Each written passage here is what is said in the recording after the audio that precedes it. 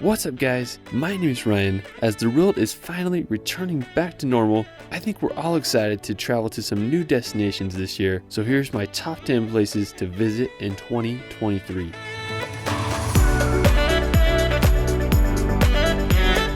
With almost all countries finally open for tourism, 2023 is the year of travel. Whether you explore the fjords of Norway or witness the wonders of Patagonia, I hope that in 2023 you can safely travel to some new places in our beautiful world. Let's start this video off at the Portuguese island of Madeira. Located in the Atlantic Ocean off the coast of Africa, Madeira is often called the Hawaii of Europe, and after visiting it, I totally understand why. The island was born of volcanic origins, and if you love hiking or just relaxing on the beach, Madeira is the place for you. Ponta do Sol was my favorite place for swimming. There was no sand, just smooth boulders, but the ocean was amazing to swim in, and there was a place to go cliff jumping. My favorite place on Madeira is Pico do Arieiro. It's one of the tallest points on the island, and since you're so high up, you'll often be in or above the clouds. Now the hiking there is exquisite, the trails are so well maintained, and you get some of the most phenomenal views, and you don't even need to hike that far. I was blown away by the dramatic peaks and unique reddish and orange colors of the rock. There's this one peak called Pico do Gato that was my favorite. I mean, if you're up for adventure in 2023, you gotta give Madeira a visit. After, we're gonna head up to Western Norway. I was here recently and I was just blown away by the beauty of this country. I really like Western Norway in particular because it's home to a majority of Norway's fjords, and the landscapes there are just on another level. One of Norway's most well-known fjords is Geiranger Fjord. You can get there by driving about 5 or 6 hours from Oslo. Now the fjord is massive, and one of its most well-known features is the Seven Sisters waterfall that cascades 410 meters to the water below. Now one of my favorite features in the fjord is Skagaflak.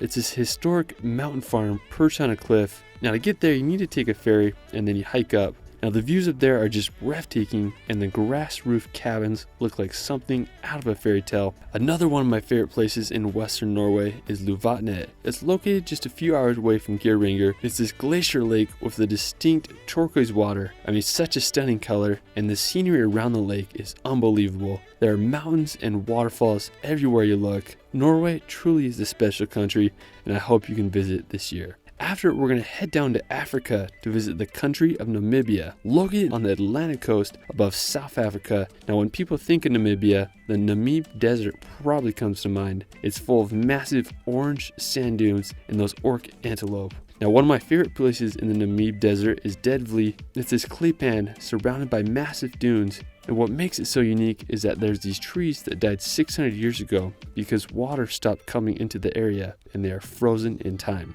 Now another one of my favorite places in Namibia is the Spitzkope. It's this granite mountain that reaches 1,728 meters above sea level, and it's been called the Matterhorn of Namibia. If you want to see some African wildlife, the Etosha National Park is a wonderful place to see animals such as lion, giraffes, and elephants. And another cool fact about Namibia is that it's home to more cheetahs than anywhere else in the world. Anyways, Namibia is such a spectacular country.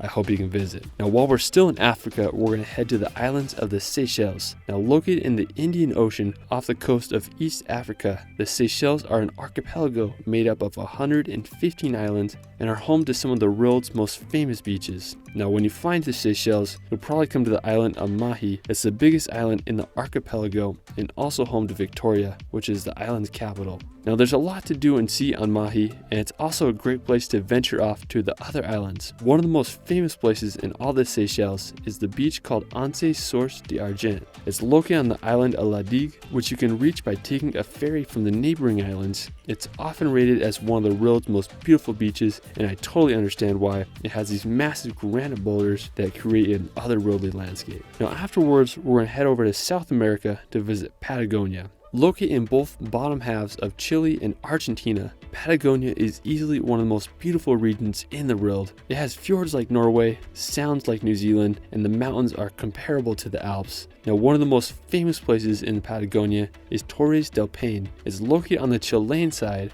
Torres del Paine is a national park home to animals such as guanacos and pumas, and it's named after its iconic 3 granite towers. Another one of the most well-known places in Patagonia is Fitzroy. It's this mountain range located on the Argentinian side. I think it's possibly one of the most beautiful mountains in the world. There's several glacial lakes and viewpoints to marvel this mountain range from. I mean, the area is just spectacular. Afterwards, we're going to visit the Emerald Isle of Ireland.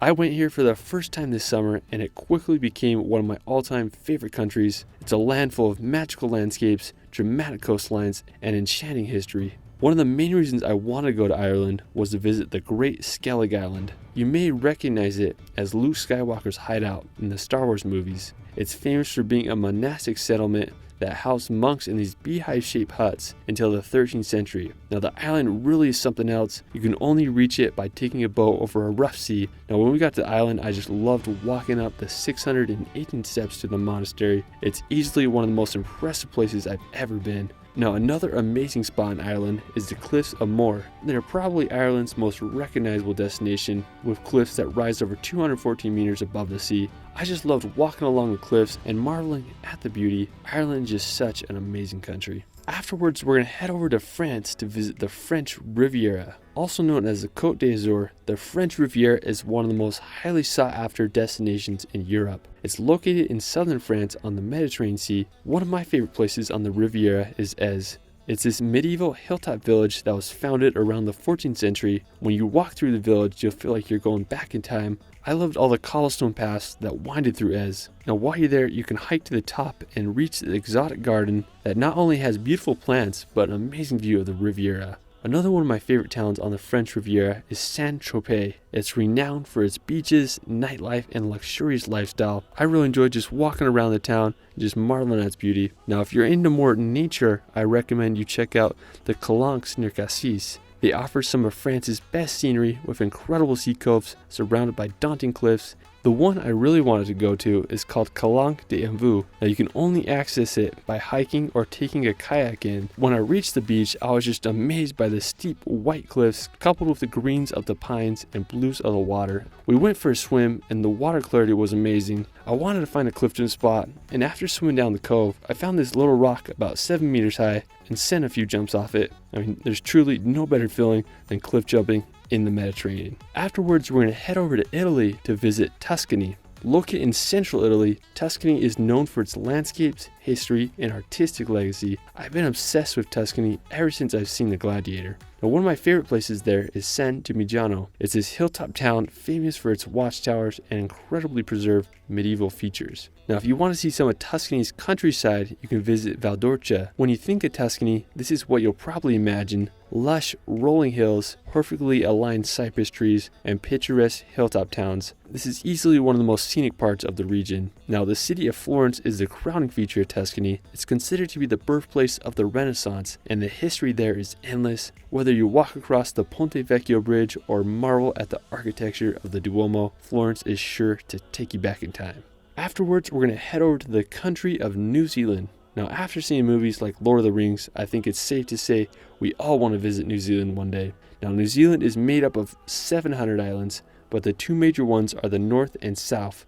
If you're down for more adventure and crazy landscapes, I'd say the South Island is where it's at. It's home to the Southern Alps, where Mount Cook is located. It's the tallest mountain in New Zealand and stands over 12,218 feet high. Another incredible spot is the Milford Sound. Described as the 8th wonder of the world, the Milford Sound is a fjord that was carved out by glaciers during the Ice Age. It's one of the wettest places in the world, and the whole area is just full of a rainforest and magical waterfalls. New Zealand opened up back in 2022 for travel, so I hope you guys can give it a visit this year. Now for our final destination, we're going to head over to Asia to visit Japan.